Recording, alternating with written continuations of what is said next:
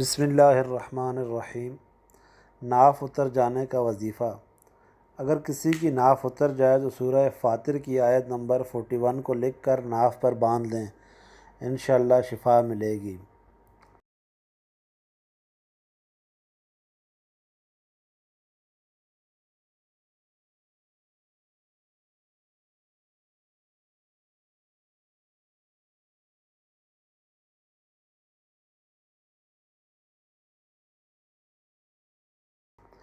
دوسرا عمل، روزانہ ایک بار ناف پر ہاتھ رکھ کر اول و آخر ایک مرتبہ درود شریف کے ساتھ سورہ آل عمران کی آیت نمبر 7 اور 8 پڑھ کر ناف پر دم کریں۔